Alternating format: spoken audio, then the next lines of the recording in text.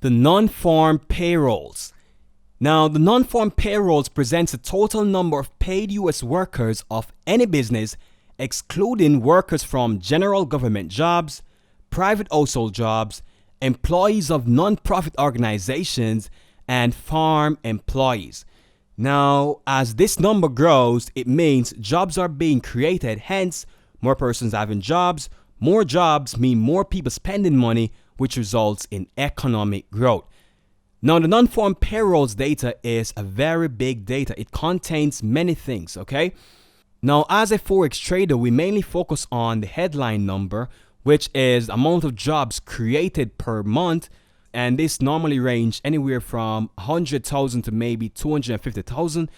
As a Forex trader, we pay attention to the headline number. That's very important because that tells us how many new jobs are created.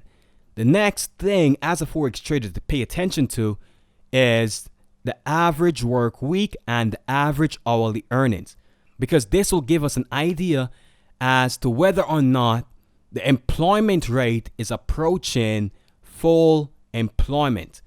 Okay? Average work week and average hourly earnings. Now the average work week is simply how many hours is worked per week.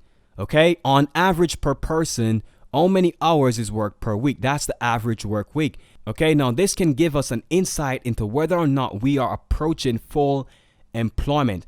And what full employment is simply the point at which employers will need to start increasing wages in order to attract employees. Okay, so once we reach a point where employers start to increase wages to attract employees, we call this point full employment. The central bank has to pay attention to whether or not the country is reaching full employment, because employment may start to increase inflation.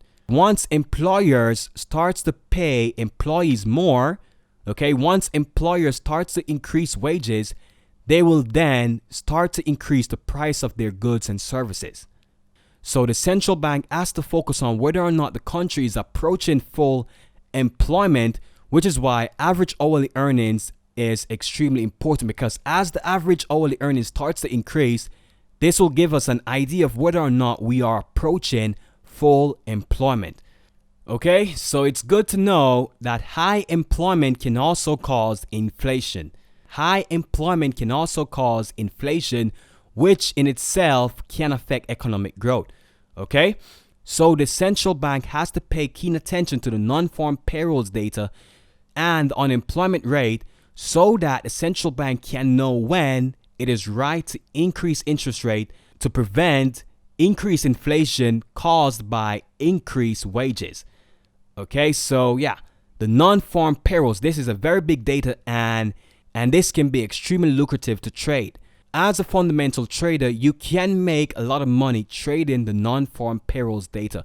Once you understand this data and you understand how to use other indicators to help you to get an insight into what to expect for the non-farm payrolls data, and then you understand how to look at the non-farm payrolls data, which is to look at the headline number and to also pay attention to the average work week and average hourly earnings. And you should mainly pay attention to the average hourly earnings whenever a country is approaching full employment. So for the US, unemployment rate is currently around about 5% or about 4.9%. So the US is approaching full employment. And if the unemployment rate continues to decrease, this may affect wages. And as a result, we will see an increase in the average hourly earnings.